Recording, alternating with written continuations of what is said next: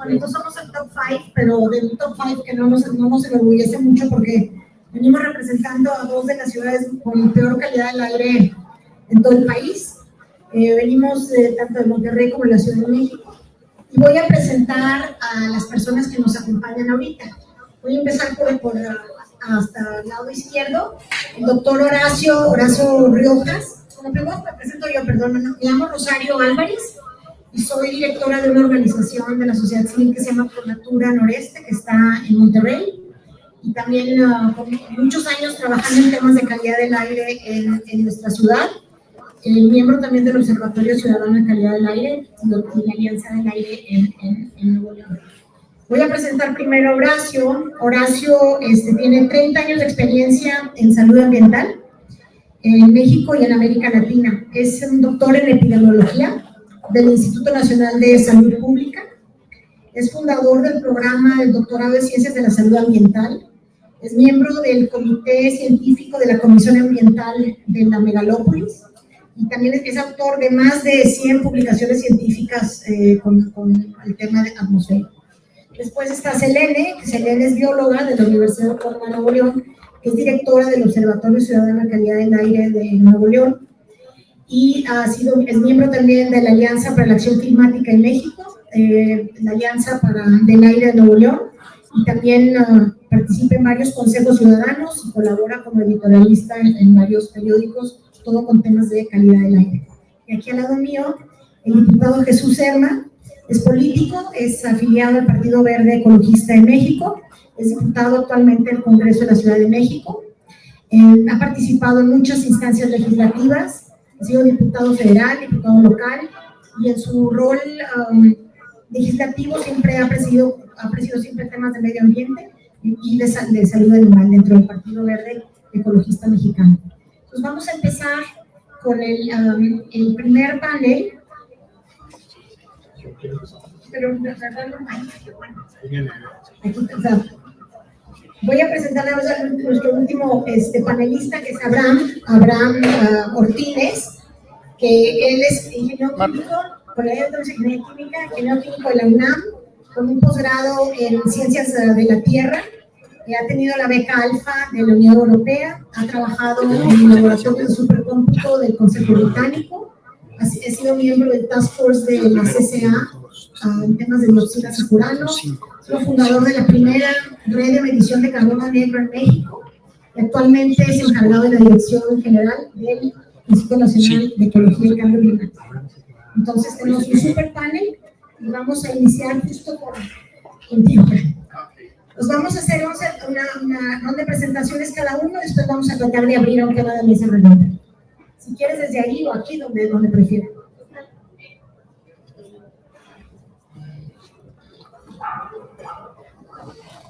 Muchas gracias. Buenas tardes a todos y a todos. Gracias por la invitación. Muchas gracias. Un orgullo compartir el panel con queridos colegas de mucho tiempo. Bueno, pues vamos a platicar rápidamente del tema de los contaminantes climáticos y cómo estamos en México con este tema. Sí, gracias. Entonces yo le voy a dar acá. Bueno, ¿qué pasa con el tema de cambio climático? Ya tenemos una realidad, ya estamos en una situación donde ya estamos midiendo los efectos del cambio climático. Estábamos en el tema de la variabilidad climática y hoy en día ya tenemos datos de lo que le está pasando a México. Solo 2 casos importantes: el bosque, y no significa que no haya más, el bosque en Tabasco, crecimiento del mar, desaparición ya finalmente de la comunidad, ya se está haciendo un tema de adaptación en el bosque, y Otis, un evento extraordinario que cuando empezó a ser tormenta tropical, en menos de 12 horas a categoría 5 no se había registrado una situación como esa, ni los modelos de pronóstico de Estados Unidos, que eran los más avanzados, tenían la capacidad para poder. Estábamos hablando de que la tormenta iba a venir y de pronto categoría 1 íbamos a avanzar y se iba a diluir, punto.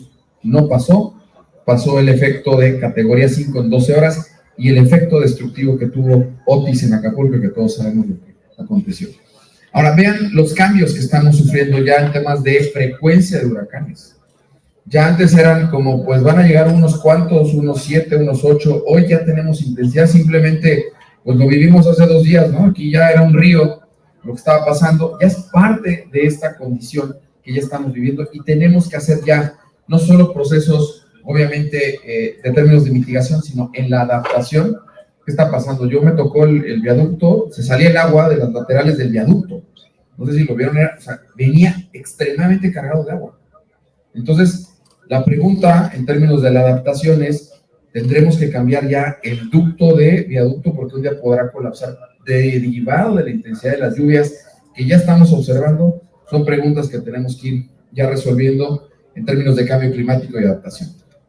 Las olas de calor, también estamos en eventos ya extremos, ¿no? Veníamos hace unos meses, ¿no? Con intensidades muy altas. Selene allá en el norte seguramente nos podrá decir qué está pasando, y Horacio allá en Cuernavaca pues seguramente también nos dirá si esto está incrementando. Seguramente ya es parte de esta dinámica. Bueno, ¿cómo andamos en temas de gases de efecto invernadero? Porque es la pregunta que siempre se hace, ¿no?, a México. ¿Qué estamos haciendo con el asunto de cambio climático? Ya se anunció la estrategia de cambio climático la semana pasada. Estamos ya trabajando en estrategias ya para entrarle directo al tema de mitigación, pero así andamos en nuestras emisiones. Esto es el histórico de 1990 a 2024. Ahí andamos con tasas de crecimiento en los sectores que están emitiendo, y por supuesto tenemos que hacer acciones para reducir, porque parte de esta situación climática deriva del exceso de gases de efecto invernadero, tanto de metano como de CO2. Entonces tenemos que hacer ya acciones muy concretas y muy específicas. Bueno, esta es la línea tendencial. ¿Cambia? Hacia acá. Ah, perdón. Está, pero no. El calor. Pues ustedes me ayudan igual y ya lo ahorramos por allá, nos ahorramos. La que sigue, por favor. Gracias. Bueno, la resolución ahí. Gracias. Muy amable, gracias. Bueno, ¿dónde andamos parados? Porque es justamente una de las preguntas que nos hacen como país. Estamos en el lugar 13-14, andamos, esperemos el último ranqueo del IPCC para saber dónde andamos con el tema de las emisiones, pero andamos en el lugar 14. Esto no significa que no seamos un emisor, significa que dentro de los grandes emisores nos encontramos en un punto todavía muy por debajo de los grandes emisores, ¿no? Entonces, ¿qué está haciendo México? México tiene compromisos firmados en el Acuerdo de París. México tiene ya una trayectoria en el Acuerdo de París, tiene que cumplir sus emisiones, y ahora tuvimos una mayor ambición, que nuestra presidenta evidentemente dijo, voy a entrarle al 35% que se comprometieron. Entonces, ya está dentro de la NDC de México que vamos a cumplir esa trayectoria de tratar de reducir. ¿Por qué? Porque también somos parte de este enfoque global. Eso no significa que nuestro compromiso, pero no somos los grandes. Eso también lo quiero dejar muy claro, porque obviamente le vamos a meter a nuestra economía, ¿sí?, estrategias de reducción que muchas veces terminan en los bolsillos de nosotros. Y entonces tenemos que ser muy claros en un equilibrio entre cómo le entramos a la mitigación, porque todos vamos a ser parte de, y cómo no afectamos el desarrollo también de nosotros, tanto económico como de las personas, sin afectar, obviamente, ni el ecosistema y, por supuesto, el sistema climático. Entonces, aquí lo que estamos viendo, que todos ubican muy bien, están los sectores, y ahí seguramente vamos a identificar varios de los que nosotros somos parte de. El sector autotransporte, pues, para llegar aquí seguramente muchos ocuparon algún tipo de transporte, puede ser público, que sería una de las mejores opciones, andar en bicicleta o en algún vehículo personal. Pero esto a nivel nacional refleja que tenemos una trayectoria de demanda de energético, que es el combustible fósil. Estamos en las versiones de electromovilidad y la versión híbrida, pero no todos tenemos acceso a eso. Entonces, evidentemente, con los vehículos que tenemos, seguimos contaminando, seguimos emitiendo. Estamos trabajando, por ejemplo, ahora Selene seguramente platicará, pero pues Monterrey tiene un tema muy claro en el asunto del autotransporte y tenemos que ver qué estrategias. Pero esto es un tema, obviamente, del país. No hablo de una zona en específica, es la contabilidad nacional, y el autotransporte está subiendo en términos de emisión. La generación de energía eléctrica es algo que se estuvo preguntando, ¿no?, justamente en años anteriores. ¿Cómo andamos con la generación de energía eléctrica? Los que conocen Tula, ¿no?, aquí tenemos a Tulisa, colega experta en el tema de Tula, estamos hablando principalmente de la generación de energía eléctrica. Tula tiene un tema acompañado de la refinería, y pues nuestra generación parte, y eso hay que dejarlo muy claro, de nuestra generación de energía eléctrica que tenemos hoy aquí, viene de Tula, y viene de CFE, y viene de combustibles fósiles. Pero ya hay estrategias que se están llevando a cabo y que se van a llevar en los próximos años de llegar con, obviamente, renovables para ir bajando la matriz carbonizada. Pero eso obviamente lleva una trayectoria, no es mágico, tenemos que hacerlo, obviamente, como mencionaba, de acuerdo a nuestras posibilidades económicas y como país. Pero, insisto, no significa que no se vaya a hacer, pero lleva una trayectoria. Y ahí está la aportación del sector eléctrico. Bueno, si uno, ahorita acabo de pasar al baño, es muy interesante porque hay bastantes letreros que dicen, ¿no? Me gustó uno, dice, un día sin carne, ¿no? Y aquí en Huerto Roma, ¿no? Fomenta justamente esta visión. Los bovinos, ahí está todo el tema de la alimentación nacional. Seamos realistas, ¿no? Seguimos consumiendo carne en todas sus modalidades, pero evidentemente el consumo genera obviamente demanda, y esa demanda está asociada a la fermentación entérica y la liberación de gases de efecto invernadero, principalmente metano. En el caso de México, la fermentación entérica del metano es uno de los temas que estamos abordando ahorita, con una estrategia de cómo mayor productividad con menor emisión, y por supuesto con estrategias. ¿No? Seguramente aquí, después del electrón, pues lo correcto será por bájale a la carne o no consumas carne, pero la verdad es que la alimentación de México, del país enteramente, bueno, creo que casi todo el país tiene una alimentación obviamente con mucho contenido de carne en todas sus modalidades. La industria está ayudándonos ahora, está sentada con nosotros viendo cómo le entra las cementeras, por ejemplo, ¿no? Está sentándose con nosotros para ver, oigan, cómo les ayudo a reducir emisiones. La industria en Monterrey, por ejemplo, que estamos trabajando, comprometida en cómo les ayudo, no solo a los gases de efecto invernadero, a la contaminación. Queremos ayudar, somos parte del problema, pero queremos ayudar, y ahí está, su 10% de contabilidad. Petróleo y gas, muy castigado siempre de es que Pemex, ahí está. Estos son datos que vienen de los datos que generan las propias. Trae su 9% y dice, yo le voy a entrar, me quiero comprometer, pero sí tengo un asunto de cambios tecnológicos que son muy costosos, pero el día que nos deje Pemex sin generación de petroquímicos o de gasolinas, entonces vamos a tener un colapso. Bueno, creo que muchos han visto cuando las gasolineras no tienen capacidad de abasto, las colas, ¿no? De lo que se genera. Entonces, eso es un tema que obviamente no es que mañana cerremos a la industria de petróleo y gas, sino más bien cómo acompañamos procesos, obviamente, para que sean más limpios y menos contaminantes. El tratamiento de aguas residuales es un gran problema. Por ejemplo, en el área metropolitana tenemos un gran problema que mucho del agua residual, creo que más o menos saben todos los que viven en esta zona, termina en Tula, en Do, por allá. Y hasta allá se está tratando. Entonces, ¿qué tenemos que ver con pues hay que ver qué pasa en estos procesos intermedios. ¿Tenemos que tratar el agua? Sí, porque se genera metano y es parte de gases de efecto invernadero. Y finalmente, pues los residuos. Ahí sí, todos somos partícipes del tema de residuos, ¿no? Los programas esos que había antes de separación, yo veo que algunos los hacen, pero en realidad se perdió el tema de la separación. Bueno, seamos realistas, yo creo que aquí la gran mayoría quiero entender que sí separan la basura, pero si no, muchas veces dicen, no, pues ¿para qué si el de la basura lo voy a juntar?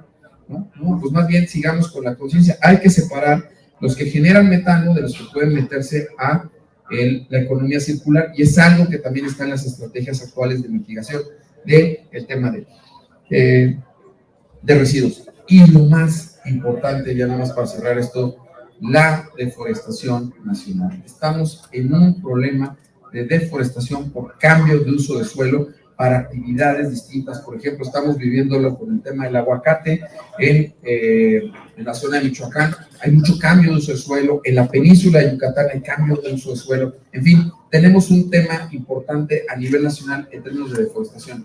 ¿Por qué es importante el no deforestar? Porque tenemos captura de carbono. Los bosques y las manglares y todo lo que tenemos capturan carbono. Entonces, lo que quitemos no lo vamos a poder meter. Y México tiene una gran biodiversidad que puede ayudar a meter soluciones basadas en la naturaleza para que esto que está acá finalmente también ayude con el tema de captura de carbono. Bueno, vamos a irnos más rápido. Compromisos que teníamos con el tema de contaminantes climáticos. Voy a ir a unos que son específicos que tienen que ver con el carbono negro, es un contaminante climático. Pues es lo que les di justamente es la radiografía de los gases de efecto invernadero. Ahora me voy a unos muy específicos que se llaman contaminantes climáticos de vida corta, que están dentro de esta esfera y que son finalmente aquellos sectores que emiten carbono negro, que generan ozono. Esperemos que no nos vayamos a contingencia, ¿no? Ayer estábamos preocupados por la contingencia, pero hoy no creo. El ozono es un contaminante climático de vida corta. ¿Qué significa eso? Que no solamente además nos manda la contingencia, sino que además calienta y tiene un efecto que finalmente puede tener una situación, sobre todo en la productividad, de reducir el crecimiento, por ejemplo, de las plantas.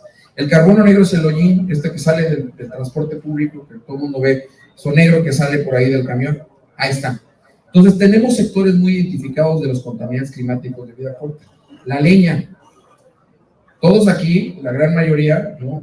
Tranquilamente pueden ir a casa, abrir la estufa y el gas está saliendo. Pero en muchas de las zonas en México se sigue consumiendo leña. Y ahí el doctor Horacio Rejas, que ha hecho estudios de salud, les puede platicar los problemas que tiene el tema de malas tecnologías por el uso de leña. Principalmente es un tema de género. ¿Por qué? Porque son las estufas en los hogares donde están la mayoría de las mujeres en ese tipo de tecnologías o ese tipo de infraestructura que tienen en casas, es muy malo, que se contaminan de carbono negro y otros tóxicos que finalmente generan EPOC y cáncer, y ya está diagnosticado por el equipo de salud. Ya, ok, vamos a terminar. Mitigación, tenemos muy claros los sectores. Estos son los contaminantes climáticos de vida corta, perdón, este se quedó en inglés. Es justamente la escala global que les platiqué ahorita, ¿sí? Y la escala local. Los contaminantes climáticos de vida corta están en medio de esa escala. ¿Qué es lo que podemos hacer? Políticas que ayuden a la reducción. Aquellos que todavía sabemos, se enojan porque no se van a circular el día de mañana, ¿sí? Que sí nos molestamos porque nos van a dejar sin vehículo a muchos, que seguramente tenemos que movernos. Vean 1990 y vean 2019. Política en calidad del aire, de todo lo que hemos vivido. Transformación en términos de hoy no circula, verificación. Todo eso ha funcionado para que vean cómo las concentraciones de 1990, lo que tenemos, ha sido benéfica. O sea, sí hay opciones de reducir, pero obviamente necesitas un compromiso de política pública y también las capacidades. Entonces, ¿sí lo estamos haciendo? Sí. Y este contaminante climático de vida corta va a la baja, pero vean, nos estamos estancando y estamos trabajando justamente con la CAME y con otras instancias para subir. Rápidamente si hacemos solamente trayectorias de CO2, nos vamos a quedar cortos para no ir arriba del 1.5. Si hacemos todo, contaminantes climáticos de vida corta, gases de efecto invernadero, y trabajamos políticas conjuntas, vamos a poder llegar a no subir el umbral del 1.5. Esa es la razón de los contaminantes climáticos de vida corta. Trabajar con contaminación atmosférica y cambio climático trae beneficios para no poder subir. Estos son los sectores, ya no voy a entrar en los detalles, pero están varias de las cosas que hemos trabajado: ladrilleras, transporte, bovinos, ya los mencioné los sectores, en fin, y lo que tenemos que ir haciendo para que finalmente se pueda hacer esta reducción.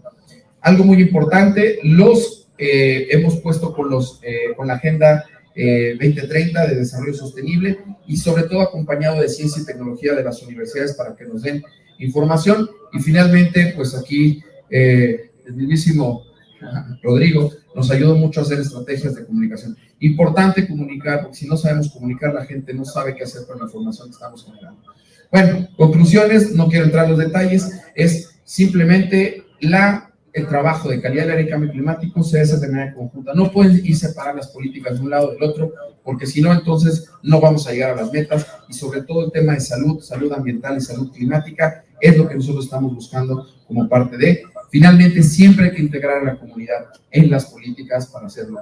Ya hay una visión muy clara de este gobierno de trabajemos con la gente para que esto lo conozcan y nos ayude finalmente a entender cómo de alguna manera lo pueden adoptar. No pueden venir políticas verticales, sino más bien es bidireccional. De abajo hacia arriba, yo te escucho, ¿estamos de acuerdo? No, cambiemos y veamos qué me puedes ayudar, porque de nada sirve que esté aquí algo que no se va a llevar a la práctica. Muchas gracias.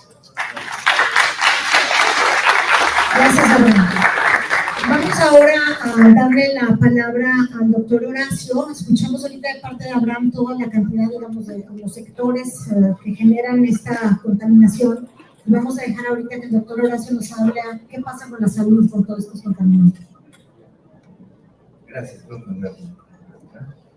No te doy la espalda. Sí, ya estaba preocupado que no llegara a hablar porque iba a dar la conclusión. Bueno, lo que yo voy a tratar de hacer es hablar un poco y poner sobre la mesa algunos elementos para discutir esta relación entre cambio climático, contaminación del aire y salud, que es, digamos, lo que nosotros estamos trabajando. Primero, mencionar que esta parte de la crisis climática y atmosférica pues hace parte de la crisis ambiental global, del sobrepaso de los 9 límites planetarios que conocemos. Aquí estamos viendo los 9, dos de los cuales estamos tratando acá, que es la contaminación del aire y el cambio climático. Podemos hablar un rato de los efectos del cambio climático sobre la salud, y toda esta parte que está acá tiene que ver con efectos directos y con efectos indirectos del cambio climático sobre la salud. Acá estamos hablando solamente de un componente del impacto que tiene el cambio climático sobre la salud, que es el que tiene que ver con los contaminantes atmosféricos. De otra parte, tenemos todos los efectos del cambio climático sobre las enfermedades transmitidas por vectores, sobre las olas de calor, sobre la seguridad alimentaria. El cambio climático se ha vuelto entonces un gran factor de riesgo que está interactuando con otros para afectar la salud de las poblaciones. En nuestro campo, que es la salud ambiental, hablamos de un concepto que se llama el exposoma.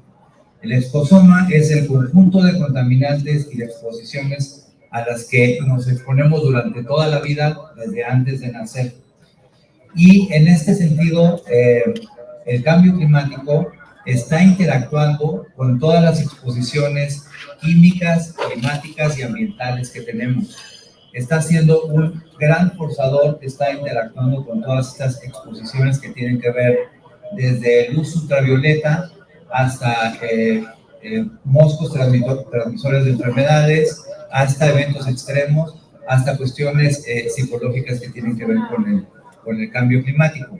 Dentro de toda esta interacción del cambio climático con otros factores ambientales se encuentra el de la contaminación del aire.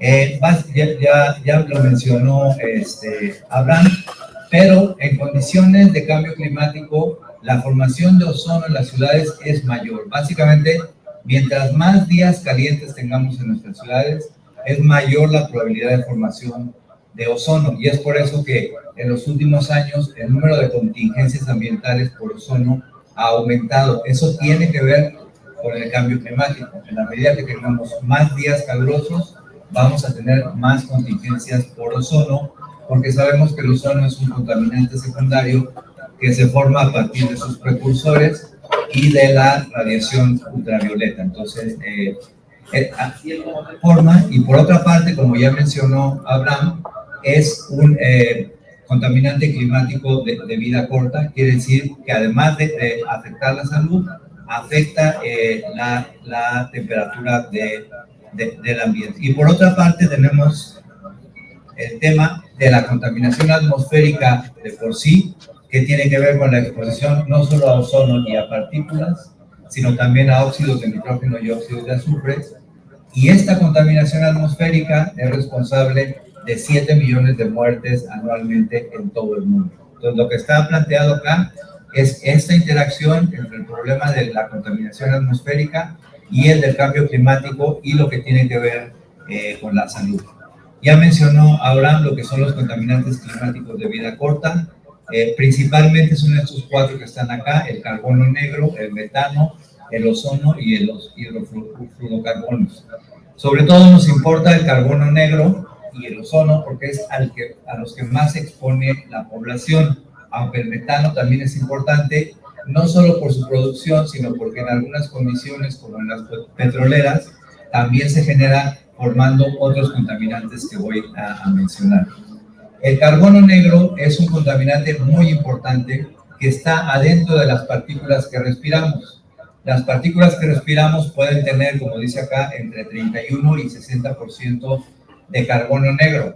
Eso depende mucho, por ejemplo, en Ciudad de México, de la zona en las que lo miramos. En el norte, la concentración de carbono negro es mucho mayor.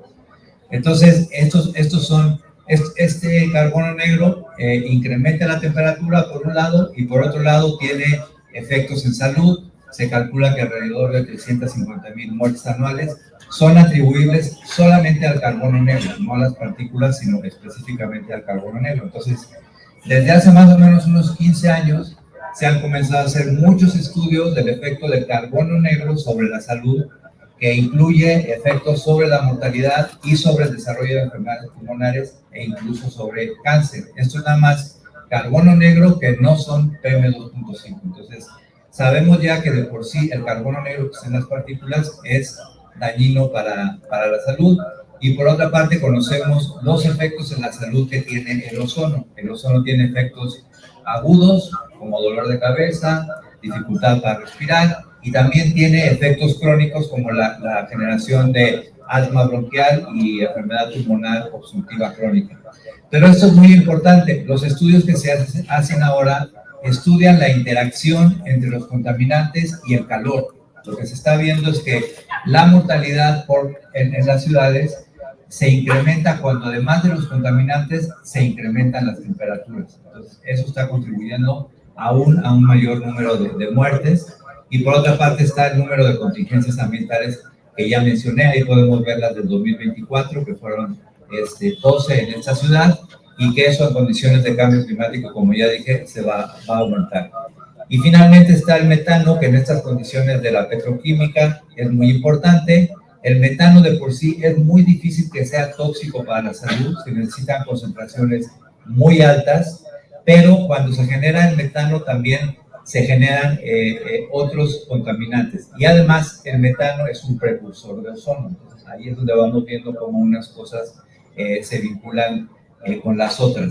Además, cuando se genera este metano, también se generan compuestos orgánicos volátiles y otros hidrocarburos que son cancerígenos. Y es lo que está ocurriendo en las zonas petroleras de nuestro país, por ejemplo. Estos son dos contaminantes que sabemos que son cancerígenos y que se generan en esas condiciones. Las estimaciones globales, como este estudio en América Latina, hacen un cálculo de la mortalidad atribuible a los contaminantes climáticos de vida corta. Pueden leer el informe. Y finalmente, ya para terminar, porque ya me estoy diciendo que me callo, mencionar esta cuestión de la interacción entre los contaminantes y el cambio climático, que está aumentando en los escenarios actuales de cambio climático. Las intervenciones de una parte tienen cobeneficios en la otra. Lo que hagamos por el cambio climático va a disminuir las concentraciones de contaminante, y los contaminantes climáticos de vida corta es justo el tema que resume la agenda entre los dos campos, entre el cambio climático y la contaminación. Entonces, lo que hagamos de una parte será benéfico para la otra, y es por eso que la Organización Mundial de la Salud tiene como uno de sus temas prioritarios en la agenda la transición energética justa, porque va a tener este doble efecto sobre la salud y sobre la reducción de los efectos del cambio climático. Y ya termino. Muchas gracias, Horacio.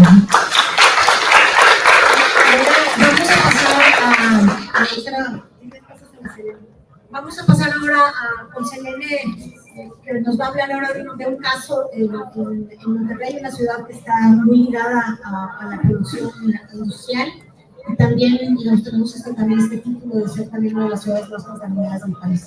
Selene. Su presentación. Gracias. Voy a tomar aire porque tengo 5 minutos para hablar. Muy bien. Bueno, primero, gracias por la invitación. Como me presentó Rosario, yo soy Selene, bióloga, y en este momento estoy dirigiendo el Observatorio Ciudadano de Calidad del Aire. Nosotros somos una organización que, como nuestro nombre lo dice, estamos en la zona metropolitana de Monterrey. Es una foto muy clara, ¿no? Como en un día contaminado tenemos cierta percepción con el ojo humano y un día limpio. En realidad, nosotros tratamos de trabajar todos los días por tener este tipo de paisajes.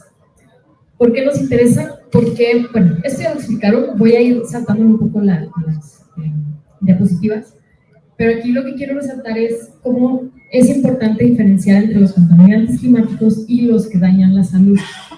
Y también resaltar aquellos, como lo que bien mencionaban Horacio y Abraham, que no solamente tienen un efecto en salud, sino también climático. Entonces ahí es donde nos damos cuenta que las soluciones pues son acompañadas, ¿no? Si trabajamos por reducir, por ejemplo, el cambio climático o tratar de reducir los efectos del cambio climático, pues obviamente vamos a también proteger a la población de estos efectos. Una gráfica muy clara de cómo en México, bueno, el cambio climático ya nos alcanzó.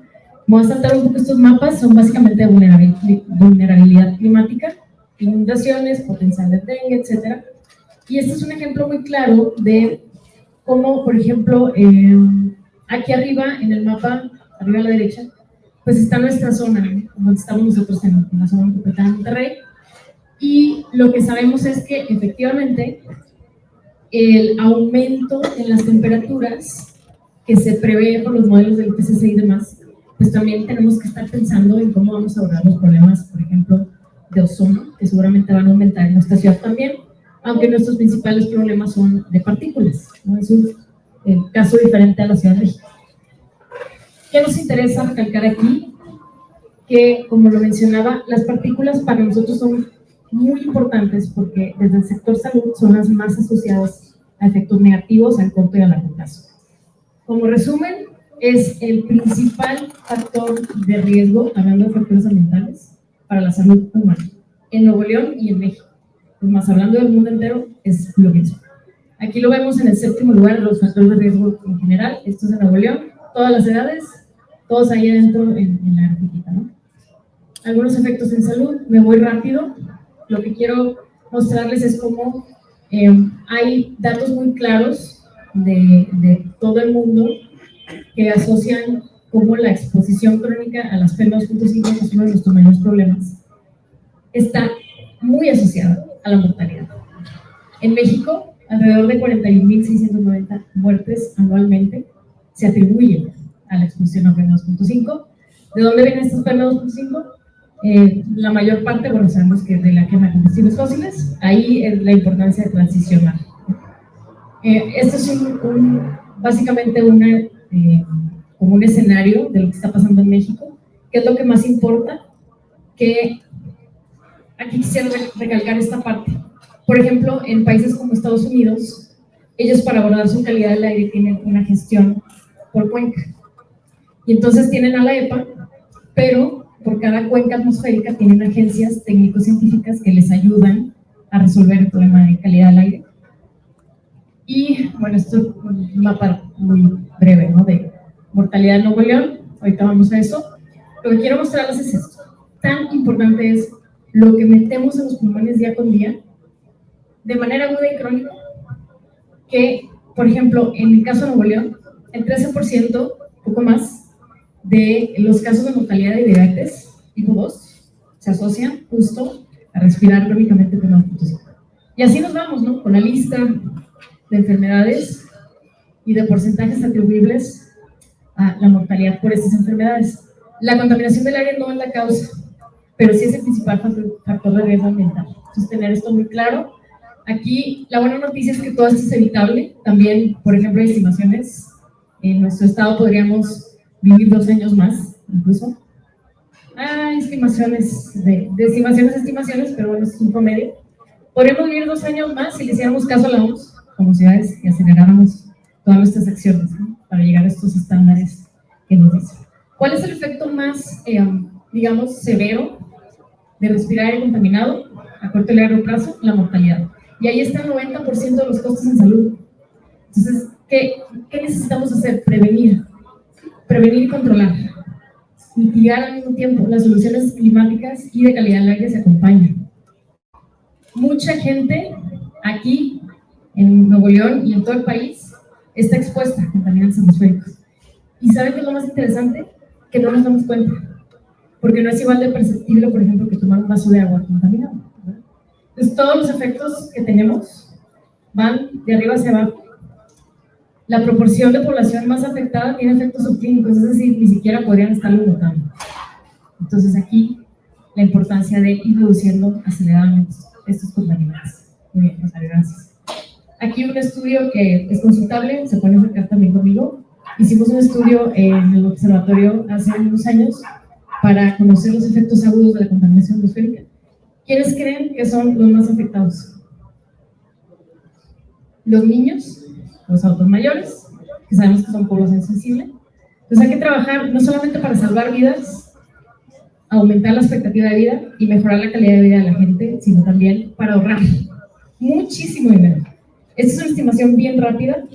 De hecho, el estudio lo hizo también el doctor Horacio Rojas hace algún tiempo. En resumen, solamente en Nuevo León, imagínense en México, alrededor de $1.500 millones anuales podríamos estarnos ahorrando si alcanzáramos los valores actuales de la norma de salud mexicana, de PM2.5. Pues así está la cosa, ¿no? Mucho dinero que ahorrar, muchas vidas que salvar y demás. ¿Qué es lo que más nos interesa? Esto es rapidito, nada más para que puedan tener el contexto de nuestra ciudad, en la zona metropolitana de Monterrey. No alcanzamos los valores anuales recomendados en ningún lado, en ninguna esta práctica. Tenemos mucho por hacer. Aquí arriba están las normas de salud mexicanas y las recomendaciones de la OMS. Todos estos infográficos, por favor, pásenle a la página del observatorio y aquí los pueden encontrar. Hoy en día tenemos índices de calidad del aire y salud que nos ayudan a comunicar la calidad del aire, pero hay mucho trabajo por hacer en la mitigación, en la reducción de emisiones. ¿Por qué les digo esto? Porque nuestras normas de salud en México tienen estándares y son del 2021, por ejemplo, pero nuestras normas que permiten las emisiones sobre las fuentes inclusive llegan a tener más de 30 años. Pero si queremos alcanzar la salud de la gente, pues hay que también trabajar sobre mejorar las regulaciones. Estas son algunas soluciones que proponemos de acciones de prevención y protección a la salud, estando en la zona metropolitana de Monterrey o en la ciudad que sea en México. Creemos que con todo lo que sabemos y conocemos, el monitoreo atmosférico y el uso del índice de aire y salud mexicano es vital. Si no hay información y transparencia, poco probable que podamos tener efectos positivos en la salud.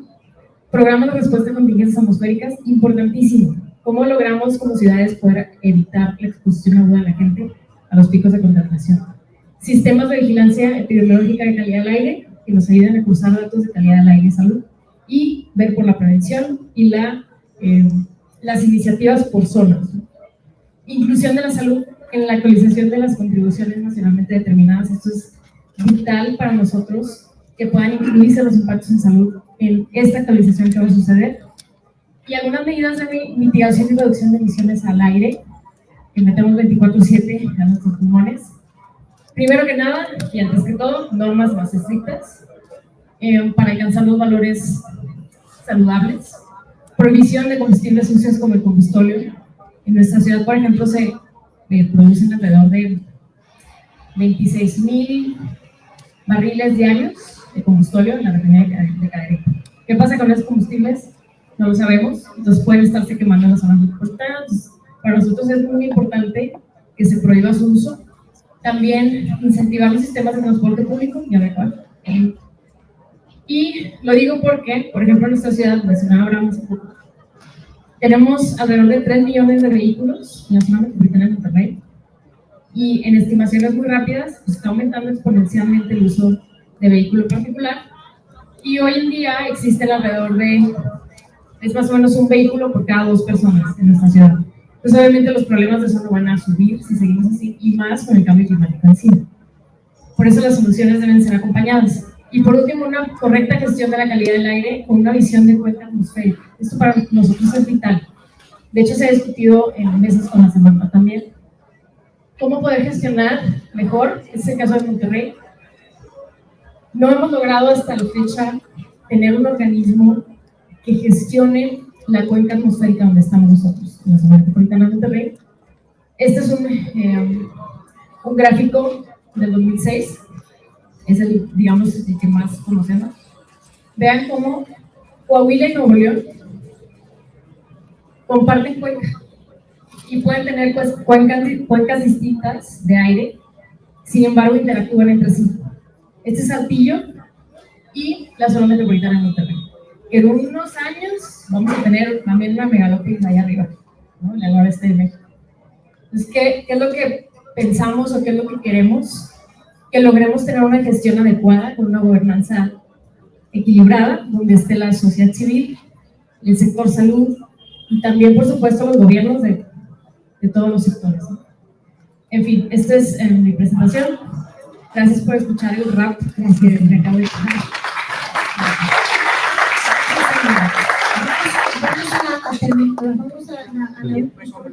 Ya que estamos listos. No, está bien, muy bueno. Gracias. Serva, que ahora nos va a hablar desde el lado de la política pública, ¿no? Del lado público. Gracias, muchas gracias. Es un placer haber estado en este panel. Voy a cambiar mi plática que tenía porque evidentemente traemos a los expertos del problema de la contaminación del aire. Conozco a grandes personajes que tuvieron en las pláticas pasadas como Arnold, que hemos venido trabajando desde hace mucho tiempo. Y yo voy a tocar temas políticamente incorrectos, si me lo permiten. Simplemente por el hecho de que estemos aquí es que ya está creciendo el tema de la preocupación hacia el cuidado del medio ambiente, que es evidente. Yo llevo 26 años en un partido político que en sus estatutos, o digamos su ideología, es el cuidado del medio ambiente. Cuando yo inicié el tema del cuidado del medio ambiente, que tiene que ver con el cuidado del aire, la contaminación, el tema de la protección y el cuidado de los seres vivos no humanos, pues estaba en el lugar 25. Es evidente que todos teníamos primero como prioridad pues, un tema de salud, un tema de economía personal, un tema de educación, y hasta el número 25 estaba el tema de la importancia que le dábamos como país al tema del medio ambiente. Hoy puedo decir que está entre los 7 lugares, y eso ha venido gracias a los expertos que nos han podido sensibilizar de que el cuidado del medio ambiente tiene que ser, es un tema transversal. Hoy estamos hablando del problema de salud por el tema de contaminación del aire, pero así podemos hablar de cada una de las cosas. Yo llegué muy tarde a la plática de Arnold, escuché algunas preguntas que le hicieron sobre el tema de economía circular, el tema de plásticos. Hoy estábamos aquí con uno de los ponentes hablando del tema de la separación de basura, el tema que también hizo referencia a los cambios de uso del suelo. Todos estos evidentemente tienen y abonan a lo que tenemos como el problema de la contaminación del aire. Sin embargo, y ya no quiero ser repetitivo en los problemas que dan, es qué debemos de hacer y hacia dónde debemos de enfocarnos. Yo diría que lo primero es educar sobre la necesidad del cuidado del medio ambiente. ¿Cómo lo hacemos? Desde la infancia. Es evidente que mis 3 hijos saben más. Nadie nace siendo ambientalista, nadie nace siendo protector de animales. Te vas inculcando y te vas yendo hacia una línea que tú comulgas.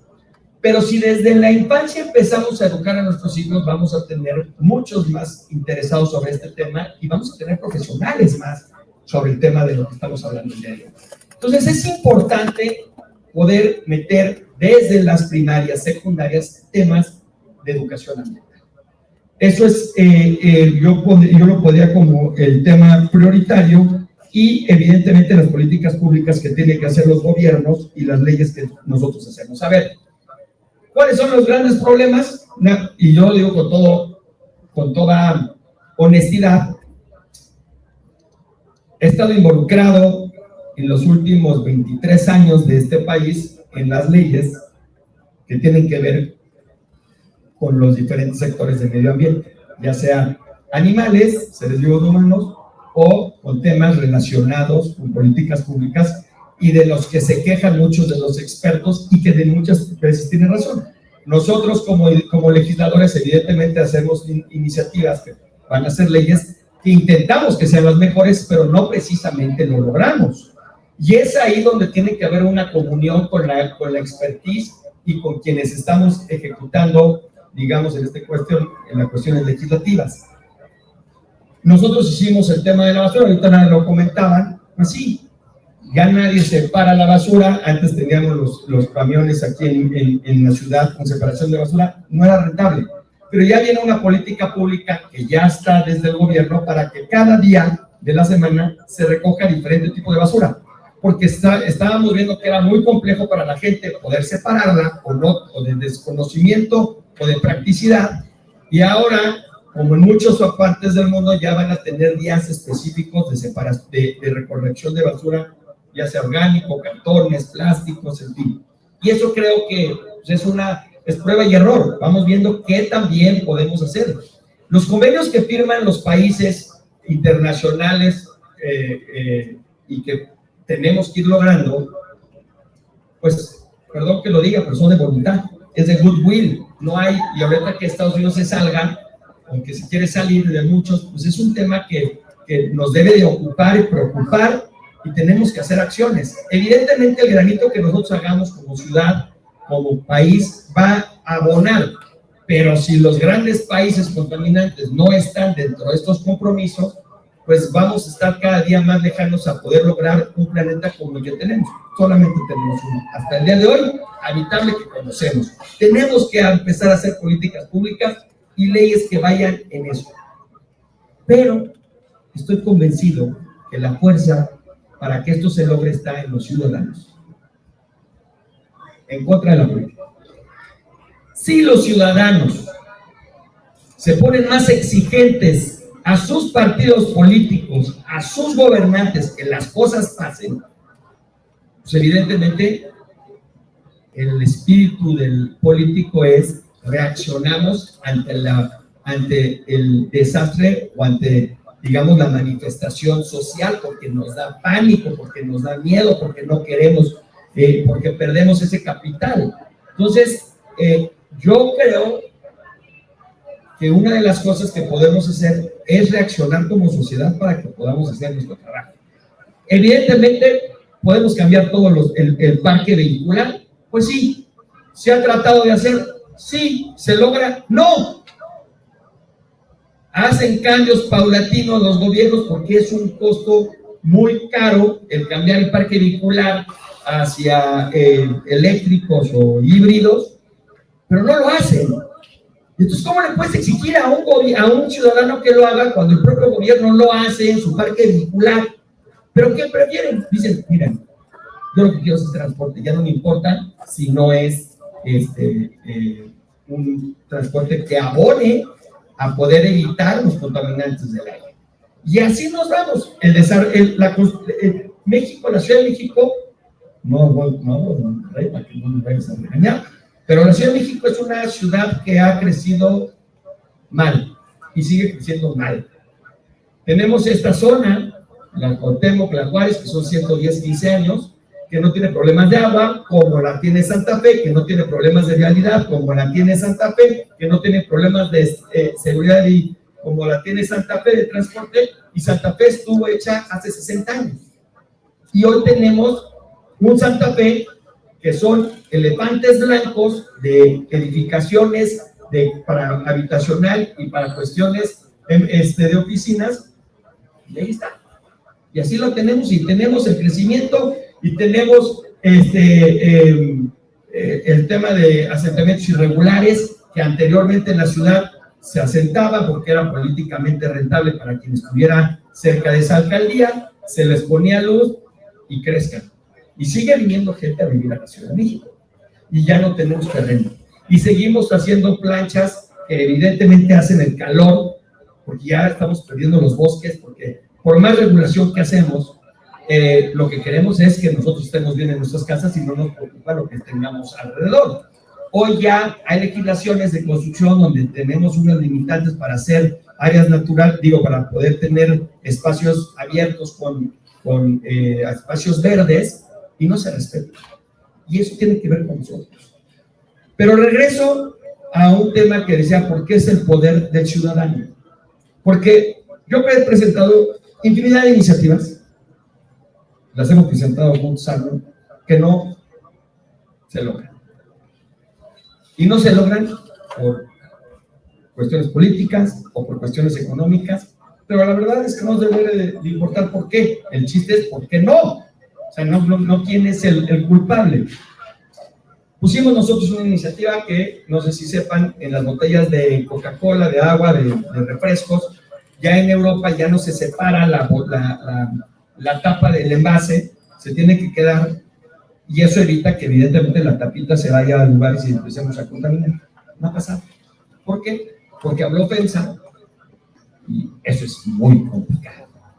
¿Qué podemos hacer que en otros países lo hacen, nuestros vecinos del norte y en Europa, para poder exigir que se logren las cosas? Dejemos de consumirlas. Pero eso tenemos que hacerlo todos juntos. Ah, no, yo no quiero dejar de consumir mi Coca-Cola porque esa es mi dieta del día. No, tenemos que hacer ese compromiso. Si queremos que las cosas pasen, también tienen que ser de casa y tenemos que ser corresponsables de las cuestiones que están sucediendo. Si no, todos tienen un motivo por cual no se logran las cosas. Hay muchas empresas transnacionales que están atrás de que las cosas no sucedan. Y muchas veces los políticos que están en turno tampoco las quieren porque no es rentable, porque no quieren pelearse, porque ese empresario también tiene otras cosas alrededor de donde gobiernas que no es rentable. Pero nosotros tenemos el poder. Si nosotros dejamos de consumir esas cosas, si exigimos, es como podemos lograr. Una de las cosas que yo platicaba con Arnold hace muchos años, porque aparte de todo, tuvo a bien estar con nosotros un rato, pero qué bueno que se salió porque ha dado más contribución al tema del medio ambiente que estando en la política. El tema de las ONGs y de los expertos que no se quieren juntar con los políticos porque se estigmatizan. No es que es el verde, no, y lo he vivido yo con Greenpeace, lo he vivido como, no, es que no, es que es del PRI, es que es de Morena, es que vale madres, perdón por la expresión. Es que o nos juntamos para que las cosas pasen o no lo vamos a poder lograr. Y luego que yo he vivido 26 años con todas las organizaciones, los más conflictuados son las propias organizaciones no gubernamentales proambiental que ni entre ellos se ponen de acuerdo, porque los egos consumen más muchas veces a estas organizaciones que a los políticos.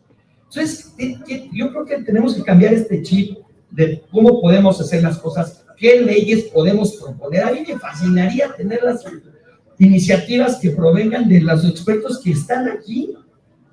Hemos tratado de trabajar y no se logra. Pero la fuerza tiene que venir con este tema ciudadano. Termino con esto. Construcciones, ¿cómo podemos replantarnos para poder evitar estas contaminaciones del aire en la Ciudad de México?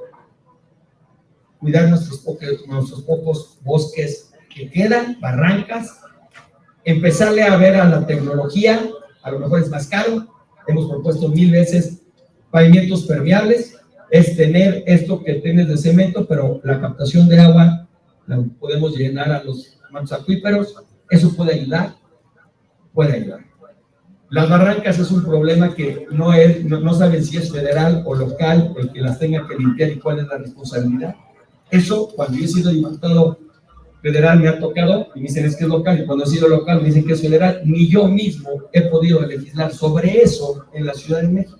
El transporte público de todos, el 22% de los contaminantes vienen del parque vehicular que tenemos, ya sea IP o TAN, o del transporte público de la ciudad. Eso tenemos que cambiarlo. Y el tema de educación, el tema de campañas, el tema de concientización. Yo, este tipo de foros yo lo agradezco infinitamente porque para mí la crítica es lo que más construye para poder abonar, pero sin lugar a dudas digo, y con todo respeto, que es un tema de corresponsabilidad. Porque podemos tener los mejores biólogos, podemos tener los mejores científicos en nuestro país, pero si no empezamos a amarrar y decirle a los ciudadanos que exijan a los gobernantes hacer su trabajo, esto no va a cambiar. Porque por más leyes que hagamos, si la impunidad existe, no hay mejor ley, no hay peor ley que la que no se aplica. Ahorita te preguntaban del tema del plástico, nosotros la presentamos. ¿Qué ha pasado? No castigan a nadie. Seguimos con plásticos de un solo uso. Sí, evidentemente vino una época de pandemia que tuvimos que, por cuestiones sanitarias, regresar algunos bueno, ya pasamos eso. No ha habido un castigado el tema de la utilización. Y no me refiero a gente que tiene un changarro, me refiero a las grandes empresas, que muchas veces tenemos el tema de economía circular, sí. Oye, no fuimos a responsabilidad extendida, pero no fue culpa de nosotros, fue culpa del gobierno en turno, no quiero decir colores, porque llegaban las transnacionales, ay no, ¿cómo voy a tener yo que atraer a todo lo que estoy vendiendo para poderlo reciclar? Pues eso es la responsabilidad extendida en el tema circular. Espero poder abonar mucho en los temas legislativos, me pongo a sus órdenes de todos. Traía yo temas que evidentemente ya los habían tocado, pero creo que es importante meterle la cuestión de la corresponsabilidad que tenemos la sociedad con la política y evidentemente con los expertos. Muchísimas Muchas gracias, Jesús. Como la verdad es muy bien con los tiempos y tenemos todavía, nos queda un poco de espacio para algunas preguntas. Yo quisiera empezar con una y también dar espacio después al público si quisiera comentar algo. A mí, de lo que escuché de los 4 panelistas, a mí hay ciertas cosas que me preocupan muchísimo. Siento el tema de la contaminación atmosférica como este asesino silencioso, ¿no? Y que nos está pasando como la anécdota esta de la rana que la puedes cocinar en una olla si le vas subiendo poco a poco la temperatura, y siento que es un poco lo que nos está pasando.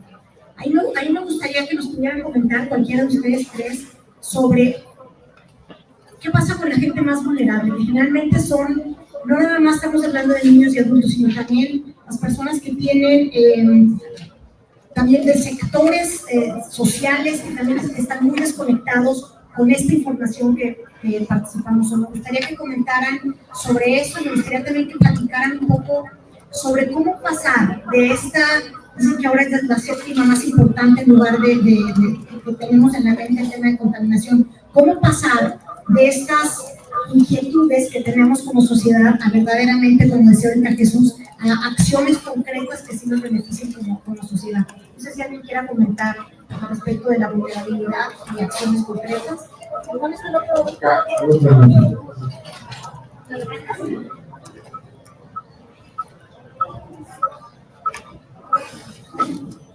Pues, yo creo que hay vulnerabilidades sociales, vulnerabilidades de género y vulnerabilidades de generación. En el tema de la contaminación del aire se aplican muy bien. En la parte social es como, en primer lugar, la población más pobre físicamente y laboralmente puede estar en peores condiciones para enfrentar los retos que implica la exposición a los contaminantes atmosféricos. Tienen menos con qué responder, tienen menos recursos para atenderse en los casos que se enferman por esta causa. Entonces, ellos, digamos, por esta determinación social, están en desventaja. Después está la parte de las generaciones, y eso sí, porque en términos de sustentabilidad y en salud, claramente la generación que viene tiene una vulnerabilidad mayor en los escenarios de contaminación atmosférica y en los escenarios de cambio climático. El reto es mucho mayor que el que tuvimos por generaciones, por ejemplo, como antes. Y por otra parte, la población en edad avanzada tiene una desventaja muy importante frente a la contaminación atmosférica, porque muchas veces tienen alguna enfermedad previa o tienen una menor capacidad para responder al reto de la contaminación. Y además de eso, durante todo el transcurso de su vida han acumulado otras exposiciones, que es como lo que yo estaba tratando de hablar. Entonces, es como el tema de la vulnerabilidad es casi tan importante como el de la exposición, ¿no? Y a veces determina mucho más el riesgo y el impacto que se pueda tener sobre los grupos poblacionales. Y bueno, ahí podemos aplicarlo a diferentes contaminantes y a diferentes enfermedades.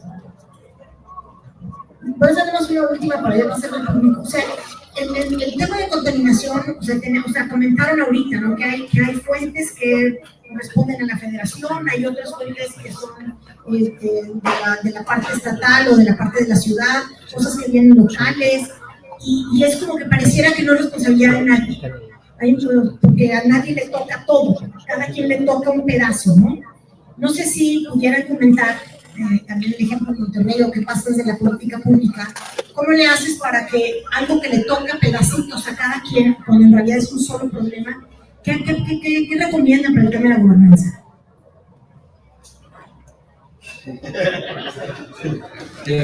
Vamos para acá. Tiene que ser un esfuerzo principalmente de los gobiernos, ya sea de las alcaldías y de gobiernos, para hacer las campañas de concientización y de enseñanza. Ahorita tocaba un tema de que son los más vulnerables, evidentemente, y son los que menos contaminan. Y hay un dato que decía Selene que es evidente: todos están caminando del gasto que tenemos al sector salud. Eso es a nivel nacional, no solamente a nivel Nuevo León. Y el reloj biológico que tiene nuestro país ya está yéndose a la inversa, 10, 15 años, como lo tiene Europa. Es decir, vamos a tener un mayor número de adultos mayores en 10, 15 años que los que son jóvenes. Y eso pues evidentemente va a tener a perjuicio natural porque vamos creciendo. Entonces, o nos hacemos atentos a nuestro granito de arena que tenemos que hacer como sociedad, y el gobierno evidentemente tiene que ir apoyando a los más vulnerables, pero tú dile a alguien de Tláhuac que le falta Xochimilco, que tiene que trabajar, venir 2 horas aquí, que no agarre el coche, porque si no viene a trabajar, no tiene que ocupar su vivienda. Entonces, yo te puedo decir, hay tantas desigualdades en la Ciudad de México que nadie se imagina. O sea, tenemos problemas graves de desigualdad en la Ciudad de México, como en otras partes de nuestras entidades federativas, que solamente con campañas, y el único que puede llegar, tristemente, son los gobiernos comunicando y sensibilizando y educando. Por eso digo yo, si el problema es la educación, pongamos la materia desde un inicio, y ahí se va a tener que estar en escuelas públicas o privadas, y vamos construyendo nuevas generaciones. Pero si creemos que esta generación es la que va a cambiar, tenemos que dar el paso, pero la que nos va a sostener es la que viene. Gracias. Yo quisiera agregar algo justo a lo que mencionas. Vuelvo al tema de la gobernanza. Creo que en la gobernanza, por cómo hemos visto las cosas desde el caso de Monterrey, sí o sí, para arreglar un problema cuando es en salud pública como este, y que al mismo tiempo es ambiental, el abordaje debe ser desde la parte científica. Y si la sociedad, las organizaciones de la sociedad civil, etcétera, no se involucran en este tipo de esfuerzos con el gobierno, muy difícilmente vamos a lograr avanzar, ¿no? Entonces ahí creo que yo, hablando desde una organización de la sociedad civil, sí quiero recalcar esa parte de que la sociedad tiene un papel que hacer de rendición de cuentas, de estructura, de equilibrio en los organismos que se van formando para abordar los problemas. En el caso de la CAME, por ejemplo, de la megalópolis, pues hay un consejo muy estructurado técnico-científico. Para la cuenca atmosférica, por ejemplo, de la zona metropolitana de Monterrey, eso necesitamos. O sea, ya no estamos como para ver los temas como islitas, ¿no? No estás en Lo vemos claramente, sí, en los niveles de contaminación. Entonces, ahí yo creo que la sociedad civil, los médicos, todo este sector salud, deben tener una silla en este tipo de organismos, que ojalá tengamos nosotros también nuestra comisión, y entonces ir acompañando los procesos de mejora de calidad en la misma conferencia.